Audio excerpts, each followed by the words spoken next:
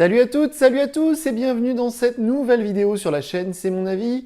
J'ai passé quelques jours en compagnie du nouveau Samsung Galaxy A53. C'est un très beau smartphone qui est proposé aux alentours de 450 €. L'année dernière, en 2021, le A52 puis le A52s, c'était très bien vendu. C'était vraiment l'une des stars de l'année 2021.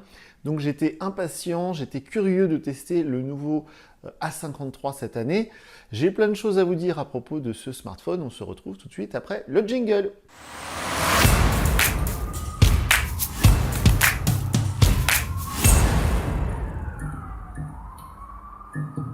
Alors comme je vous le disais, j'ai passé quelques jours en compagnie de ce fameux Galaxy A53. Je pense que ça va être, comme à l'instar de son grand frère le A52, l'une des meilleures ventes de l'année, hein, parce que déjà on est dans une gamme qui se vend beaucoup, on est vers les 400 €, c'est désormais un budget, on va dire, acceptable, entre guillemets, pour beaucoup de consommateurs, et puis on est presque dans un haut de gamme, c'est-à-dire qu'on a quasiment tous les avantages d'un modèle très cher comme un S22, mais en un peu moins cher, et puis visuellement, je vais en reparler, mais c'est vrai qu'on s'en approche beaucoup. Donc, quoi que je dise à propos de ce A53, je pense qu'il va très bien se vendre. Malgré tout, c'est vrai que j'ai quelque chose à lui reprocher, quelques petites choses que j'ai notées ici, dont je vais vous parler. Comme d'habitude, on va commencer par les points positifs, et puis je terminerai par les reproches que j'ai à faire à ce smartphone. Alors, on va commencer comme très souvent par le design. Alors très souvent oui et non, parce que ces derniers temps il y avait quelques smartphones dont j'étais pas du tout convaincu au niveau du design. Là celui-ci je le trouve très beau, hein, franchement. Ça ressemble un petit peu au S21 FE que j'avais testé en tout début d'année. Cet arrière un peu gomme. Alors de toute manière 99,9% d'entre vous vont recouvrir ça d'une coque. Donc bon bah c'est pas très grave, s'il est beau ça va un peu le cacher, mais franchement il est magnifique. Au niveau de la finition, c'est très joli. Alors c'est pas du vrai aluminium, hein, c'est du plastique, mais franchement c'est facile de croire que c'est de l'alu, c'est très bien imité.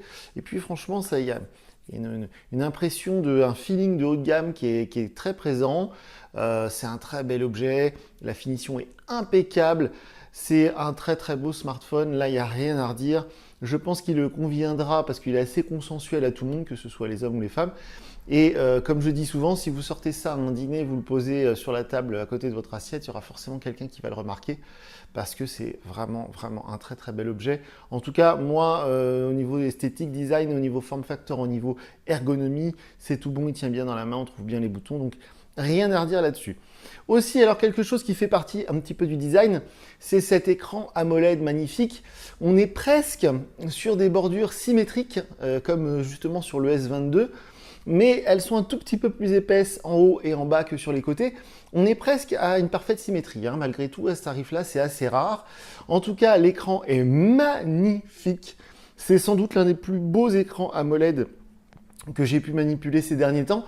Alors évidemment, Samsung, ils trichent un peu parce que c'est eux qui fabriquent la quasi-totalité des écrans AMOLED, même pour les concurrents comme Apple ou les marques chinoises. L'écran est magnifique, l'écran est rafraîchi à 120 Hz en plus, donc c'est super fluide, etc. Les couleurs sont top. Je vais vous faire voir un petit truc qui est vraiment sympa. Sur l'écran de verrouillage, je ne sais pas si vous allez voir, voilà. Ça bouge un petit peu, ces petites billes là. C'est du plus bel effet et ça met bien en valeur cet écran. J'ai laissé le fond d'écran par défaut parce qu'il est très joli avec ses teintes de violet et de rose, je trouve ça superbe. Aussi quelque chose qui est très important, là on va rentrer dans le vif du sujet, ce sont bien sûr les photos. Alors on en avait parlé lors de la vidéo de déballage, si vous n'avez pas vu cette vidéo, je vous encourage à aller le faire tout de suite. Il y a un capteur principal de 64 mégapixels et il est stabilisé optiquement. Donc ça c'est très important, ça permet de faire des photos nettes même quand on bouge un petit peu. Et franchement les photos, alors comme d'habitude sous la vidéo je vous mets le lien vers ma galerie Google Photos. Allez vous faire votre propre avis, vous allez voir franchement les photos, elles sont très réussies, elles sont très belles. Pourtant on n'a pas eu un très beau temps, il y a un temps très gris, très sombre, mais franchement les photos sont magnifiques, elles sont bourrées de détails. Elles sont assez lumineuses, même en intérieur j'ai été assez surpris, même avec donc ce temps très gris en intérieur. J'ai pris une photo, vous verrez, c'était en intérieur, c'était ma pizza, mais même en intérieur franchement les photos sont très nettes et elles sont bourrées de détails. Donc ça c'est à mettre au crédit de ce A53. Une petite nuance, mais je vais y reparler, je vais en reparler dans quelques instants, c'est que j'ai quand même constaté parfois une certaine latence quand on appuie sur le déclencheur photo. Parfois c'est un petit peu long, on voyait ça sur des modèles il y a quelques années, Aujourd'hui, avec les smartphones et les processeurs hyper puissants qu'on a dans tous les téléphones avec beaucoup de mémoire vive maintenant, c'est rarissime que je constate ça, en tout cas pas dans ces budgets-là, hein. Sur un téléphone à 150 ou 200 euros, on va dire c'est assez compréhensible. Là, à 450 euros, il y a 2 ou 3 fois où je me suis fait la remarque, je me suis dit bon, ouais, quand on clique, des fois la photo se prend pas tout de suite, et il y a une fonctionnalité très agaçante, mais ça je vais y revenir après parce que ça fait partie du package logiciel, on va dire, c'est que quand on est dans l'application photo, si on maintient, ça je m'en fiche, si on maintient le bouton photo, en fait ça fait une vidéo, je trouve ça très con, et surtout ça se déclenche souvent sans qu'on le veuille. Il y a plusieurs fois où j'ai voulu prendre une photo, et ça a fait cette sorte de vidéo que je voulais pas du tout faire, donc voilà, je trouve ça pas pratique, je voulais le dire.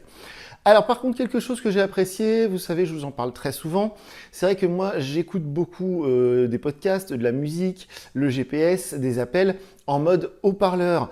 Et c'est vrai que là on a un double haut-parleur, hein, sur cette gamme de prix, c'est assez normal, c'est-à-dire que le son va sortir en bas ici, il va sortir en haut d'une manière homogène et puissante, donc ça c'est tout bon, c'est très appréciable, mais en plus quelque chose qui est vraiment surprenant, je ne sais pas si vous allez le voir, mais en fait il y a quasiment aucun trou, je ne sais pas si le focus va se faire, il y a vraiment rien ici sur la bordure, on ne voit pas de petits trous, de petites grilles.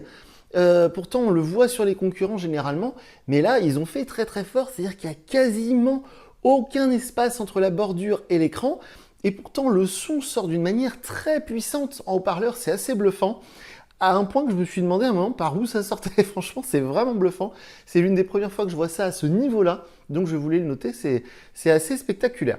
Alors un petit détail, mais je voulais en parler aussi, je vous en avais parlé dans la vidéo de déballage. Dans les 450 euros, en ce moment, on trouve plein de modèles intéressants. Et parfois, certains ne sont pas étanches. En tout cas, ils n'ont pas la certification IP67 ou même IP53. Donc, celui-ci, évidemment, il est certifié IP67. Donc, en gros, il est officiellement, on va dire, protégé en cas d'immersion prolongée. Alors, je ne sais plus, ça se calcule en mètres et en minutes. Je crois que c'est 30 minutes à 2 mètres ou 30 mètres à 2 minutes à 30 mètres. Je ne sais plus. Bref, vous trouverez tout ça sur Google. Mais une chose est sûre, c'est que cette certification IP67, elle est très confortable parce que comme ça, on se dit, si on va au bord de la piscine, si on fait la vaisselle, dans les toilettes, malheureusement, ça arrive très souvent, et bien du coup, le téléphone il tombe dans l'eau, c'est pas grave, on le ressort et il n'y aura pas de dommages. Donc ça, c'est une grosse plus-value pour moi.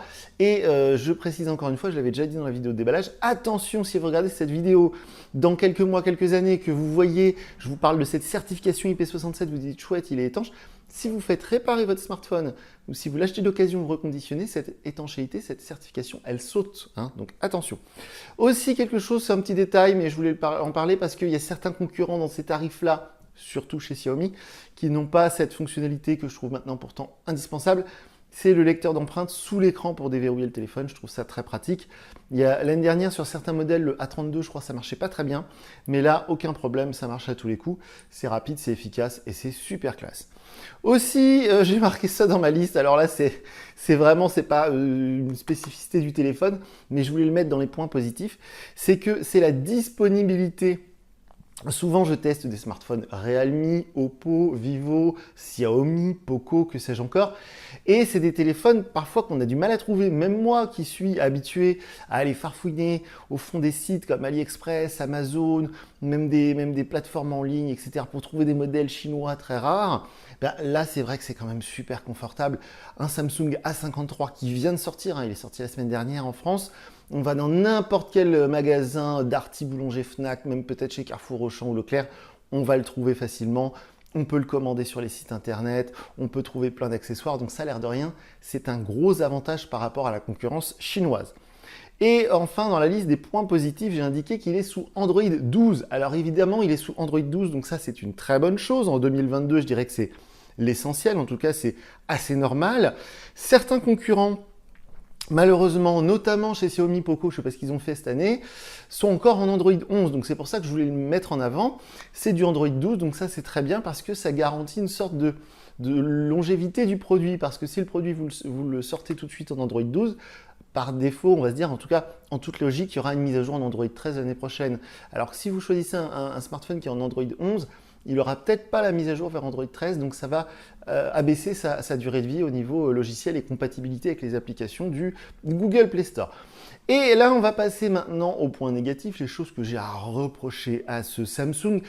Alors, je vous le dis quand même, avant ça, c'est un téléphone que j'ai vraiment apprécié. C'est un beau smartphone, ça s'utilise bien, c'est très agréable.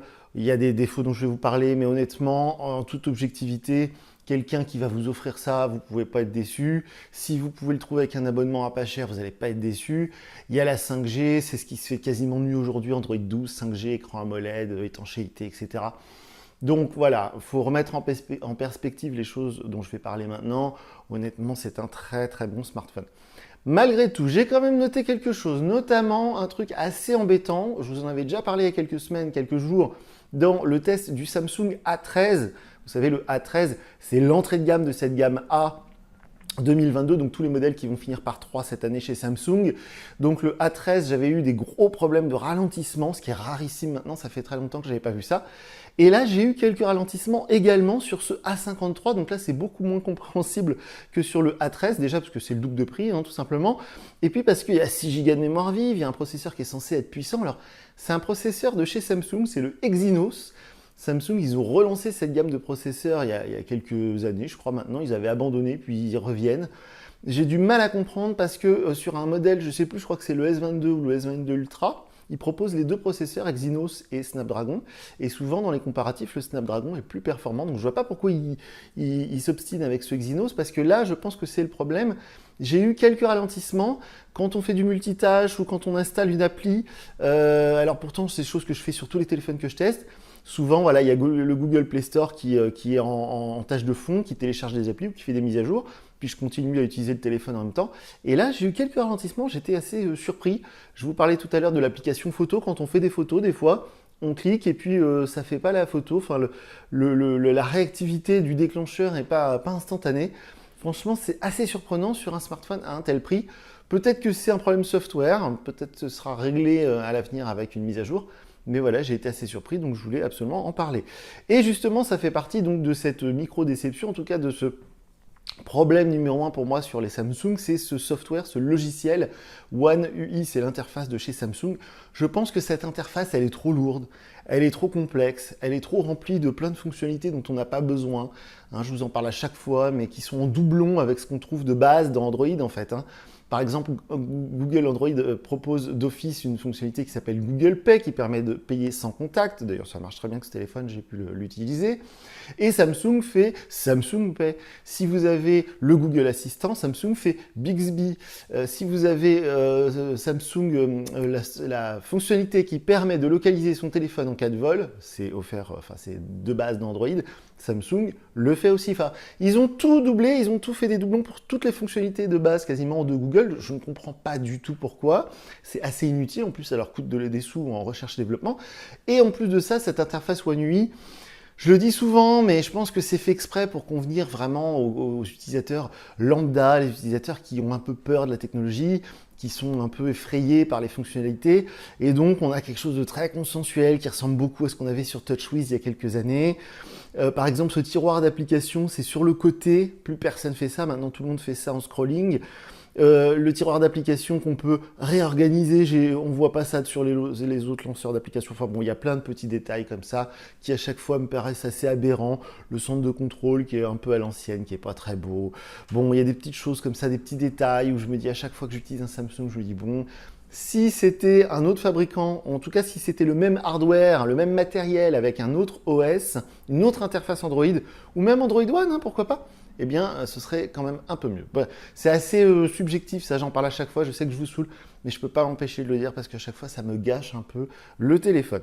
Un truc un peu plus important, c'est le fait qu'il soit assez lourd. On est à 190 grammes. Honnêtement, voilà, c'est un petit peu lourd. J'aurais bien aimé un téléphone 10 grammes de moins, ça aurait été cool.